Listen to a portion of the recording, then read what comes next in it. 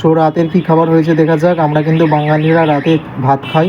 So ভাত কিন্তু আমাদের সে মোটা চাল হোক সরু চাল হোক, সেটা একদম স্যালাড, তার সাথে সাথে আছে পেঁয়াজ কাটা। এটা আমাদের গ্রাম্য রান্না। আর আছে এখানে দেশি মুরগির ঝোল, আর তার সাথে সাথে ভাত, গরম গরম ভাত, দেশি মুরগির ঝোল যদি হয়ে যায় তো চোখে নয় মুখে তো জল লেগেই যায় জিভে। ঝোলটা দেখতেই পাচ্ছেন কতটা পাতলা করে হয়েছে। রাতে যাই হোক, গ্রামের লোকেরা আলু ভাতে ভাত খেতে পছন্দ করে, আর তার সাথে সাথে যদি একটুখানি মাংস হয় তো আমাদের তো আলাদাই ব্যাপার।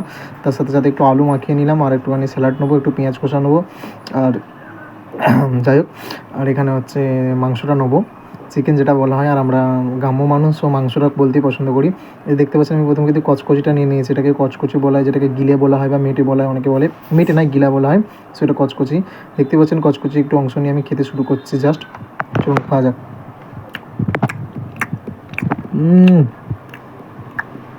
এই যে কচকচি আবার টানবো, টেনে ছিঁড়ে খাবো। এই যে সেই লাগছে, সেই স্বাদ লাগছে। আস্তে আস্তে আস্তে আস্তে মাংসটা দেখতে পাচ্ছেন, এক পিস আমি মাংস নেবো, মাংসটা নিয়েও আপনাদেরকে খেয়ে দেখাবো। এই দেখুন ও কতটা সফট।